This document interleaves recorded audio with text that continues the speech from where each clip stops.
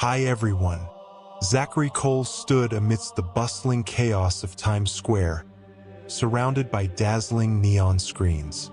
In his hand was a cup of coffee that had long gone cold. That night, he stared blankly at the crowd, questioning whether life was nothing more than an endless cycle of routine. Since childhood, Zach had been known as a bright kid who always got what he wanted. But as he entered his 20s, he felt an emptiness creeping into his life. He had grown up in a devout Protestant Christian family in Kansas, where prayers were said before every meal and Bible verses were memorized every Sunday. Yet all of it felt like meaningless rituals to him. Life in New York was nothing like Kansas. The city was a haven for dream chasers, but for Zach, it felt like one big trap. Lavish parties, friends who only cared about social status, and the constant pressure to be perfect had left him drained. One night, while researching for a college assignment on the meaning of life in world religions, he stumbled across a torn, forgotten copy of an English-translated Quran in the corner of NYU's library. The book looked as if it hadn't been touched in years, covered in dust and hidden in the shadows of more popular texts. Curious, Zach opened it. The first verse he read was from Surah Al-Baqarah. This is the book about which there is no doubt, a guidance for those conscious of Allah. His heart raced. Those words felt like they were speaking directly to him. All his life, Zach had prided himself on being a skeptic, someone who never fully believed in anything. But for the first time, he felt as though a guidance was calling him. His curiosity grew. Every night, he secretly read the Quran under the dim light of his phone, hiding under his blanket, afraid his roommates might notice. The verses that spoke of creation, justice, and the afterlife struck a deep chord within him. One cold evening, he decided he needed to learn more. Nervously, he searched nearest mosque on a map app. One name popped up, Masjid al-Hikmah, a small mosque in Brooklyn known for its welcoming approach to non-Muslims. When Zach arrived at the mosque, he almost turned back. The large, majestic door, adorned with intricate Arabic calligraphy, made him feel out of place. But then, an elderly man with a white beard and a warm smile greeted him. "Assalamu alaikum," the man said kindly. Zach froze. He didn't know how to respond. The man, who introduced himself as Imam Kareem, invited him inside. "You don't need to be afraid. We've all started somewhere." Inside, Zach was offered a cup of hot tea and seated on a plush red carpet. That night, Imam Kareem shared his own story of being a convert. Once a celebrated American author, the Imam admitted to feeling empty until he found Islam. "We often search for answers out there," Imam Kareem said, gesturing to the window. "But often the answer is right here." He tapped his chest, directly over Zach's heart. The conversation shook Zach to his core. When he returned to his dorm that night, he cried for the first time in years. But his tears weren't of despair. They were of release, of letting go of the emptiness he had been carrying for so long. Everything changed when Zach tried to share his journey with his family. Over the phone, he told his mother about his experiences, hoping for support. "You what? Islam? Are you insane, Zach?" his mother shouted. "Those people are terrorists.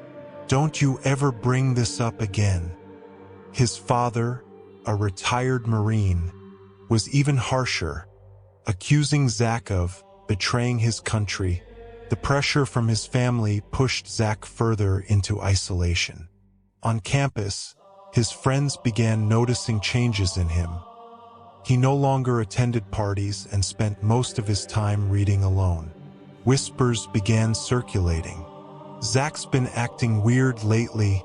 I heard he's into Islam?" Despite facing resistance from every corner, Zach found strength in the verses he read. He often recalled the words, "Indeed, with hardship comes ease." Quran 94:6. At the end of the chapter, Zach returned to the mosque, this time with a firm decision in his heart. That night, in the presence of Imam Karim and a small group of congregants, he recited the Shahada. The words flowed from his lips with certainty. Ashhadu an la ilaha illa Allah, wa ashhadu anna Muhammadan Rasulullah. When he finished, Zach felt something he had never experienced before, true peace. Zachary Cole still held the simple wooden prayer beads that Imam Karim had given him that night. In his pocket, a small translated Quran sat, another gift from the mosque. Everything felt new to him, prayer, wudu, even just standing in the middle of a prayer row during congregational prayers. But something greater was starting to dawn on him. He wasn't the only one walking this path. Zach had started attending the weekly study sessions at Masjid al-Hikmah regularly. It was there that he met people who, like him, had a unique story of conversion. One of the first friends he made was Jamal Thompson, a tall, muscular black man with a scar running down his cheek. Jamal had once been involved in a Chicago gang, his life marked by violence and drugs. "I had no hope," Jamal said as they sat together in a small mosque room. "I thought my life would end up in prison or a coffin. But Islam gave me purpose. It saved my life."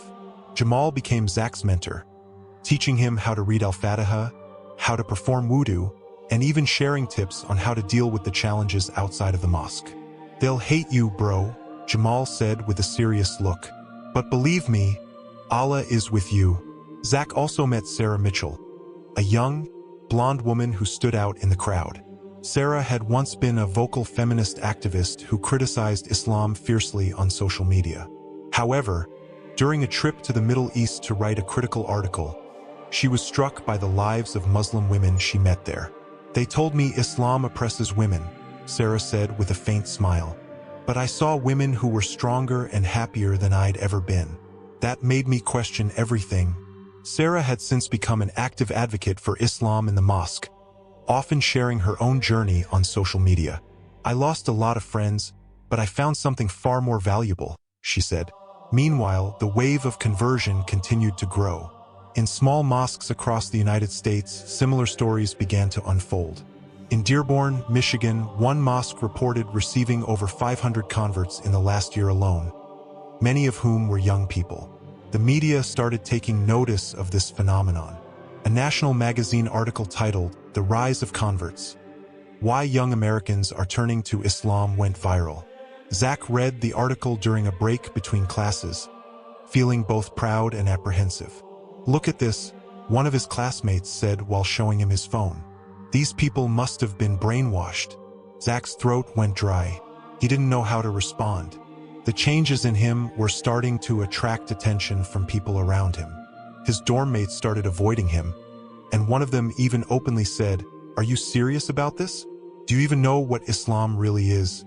But Zach wasn't alone. At the mosque, he and the other converts began to form a small, tight-knit community to support one another. They called themselves the Seekers, those in search of truth.